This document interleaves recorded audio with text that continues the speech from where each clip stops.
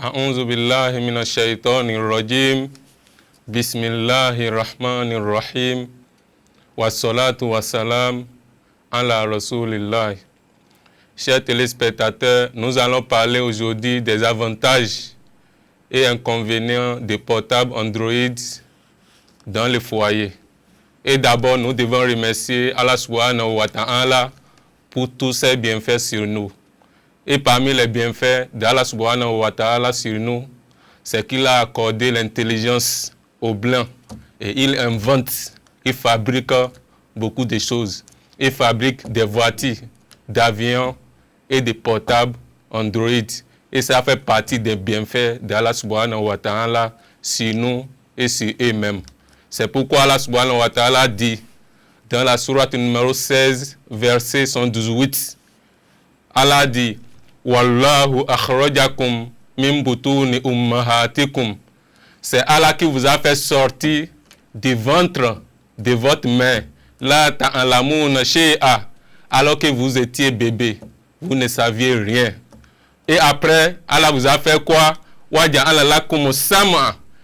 Et ensuite, il vous a donné l'ouïe pour entendre. Si quelqu'un parle, tu entends. Ça fait partie des bienfaits d'Allah subhanahu wa ta'ala sur vous. Wal absar. Et ensuite, Allah nous a accordé la vue pour qu'on puisse voir et distinguer les choses. Wal afida. Et Allah subhanahu wa ta'ala vous a accordé l'intelligence. La'allakum tashkurun. Peut-être vous serez reconnaissant. Vous voyez, chers téléspectateurs, ce n'est pas tout le monde qui peut fabriquer portable Android. Allah a accordé l'intelligence à d'autres personnes et il n'a pas accordé à d'autres personnes. C'est Allah qui est le plus puissant. Donc, chers téléspectateurs, nous devons remercier Allah subhanahu wa ta'ala pour ses bienfaits sur nous. Et nous devons bien utiliser les portables Android. Ces appareils devaient être des outils positifs pour nous. Et parmi les avantages des portables Android dans les foyers, ces portables peuvent être utiles dans les situations d'urgence. Voilà. Par exemple, ton mari est sorti et ton enfant a piqué crise. Là, tu prends portable, tu appelles ton mari. Ah, l'enfant a piqué crise, il faut vite revenir à la maison. Là, le portable Android est utile. Ou bien, la maison a pris feu. Voilà.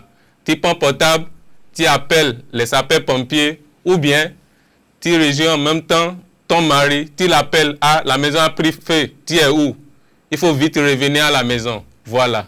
Vous voyez que le portable Android est utile pour nous. Ça fait partie des avantages des portables Android. Ou bien tu as reçu un étranger, tu n'es pas à la maison, quelqu'un veut te voir urgemment. Peut-être il a amené de l'argent. La femme peut t'appeler directement avec son téléphone. Ah, mon mari, allô, quelqu'un veut te voir, il faut vite revenir à la maison. Donc, chers téléspectateurs, ça fait partie, les choses que nous venons de citer font partie des avantages des portables Android.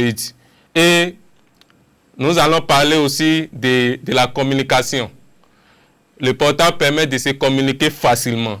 Par exemple, ton mari a voyagé, ou bien ta femme a voyagé, il est parti à l'extérieur. Tu peux parler avec lui facilement. Tu peux même faire appel vidéo. Par exemple, toi, tu es au Bénin, ton mari est au Canada. Tu peux le faire appel vidéo grâce au téléphone portable Android. Donc, chers téléspectateurs, le téléphone portable Android permet d'éviter aussi des cris, des tensions dans le foyer. Voilà. Par exemple, vous avez fait dispute. Toi, avec ton épouse, vous avez fait dispute. Au lieu de crier dans la maison, tu peux l'écrire sur WhatsApp. Tu es dans le foyer, elle est dans le foyer aussi. Tu peux l'écrire facilement pour dire, ah, j'étais enfoncé, pardonne-moi. Tu l'écris, elle-même, elle va répondre. Là, vous n'avez pas besoin de crier. Vous n'avez pas besoin de crier. Donc, le téléphone portable Android présente plusieurs avantages.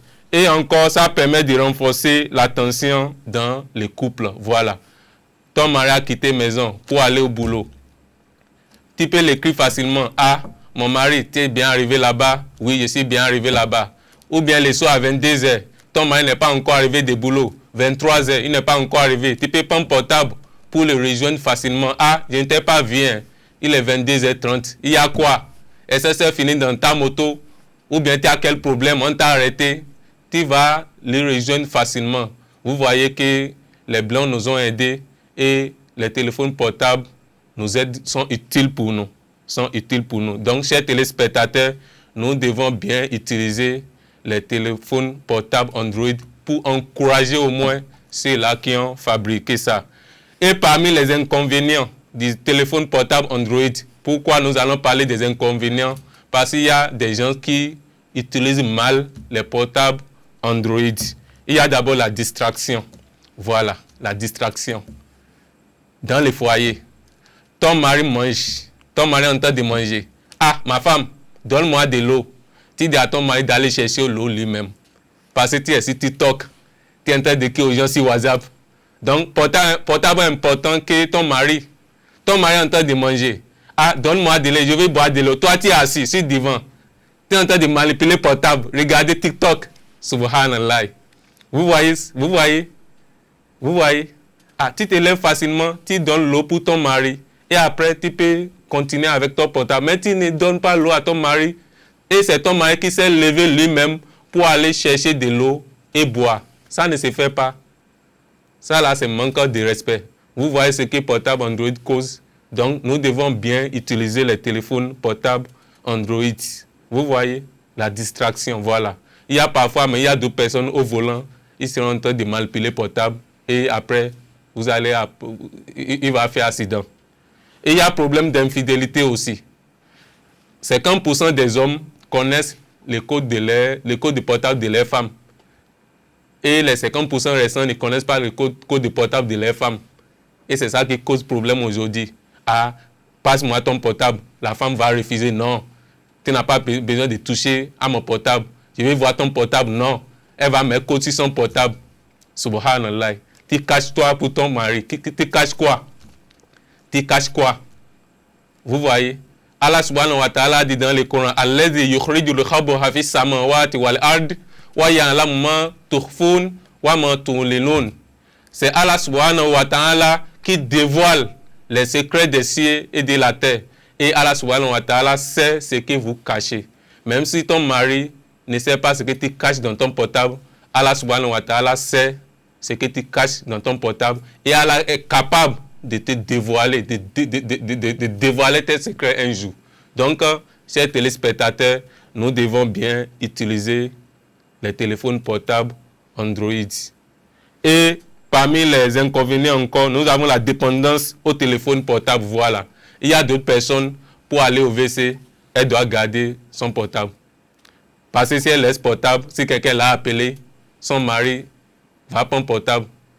Et on appelle ça infidélité. Même préparer à côté de gaz, non. Elle doit être avec portable Android.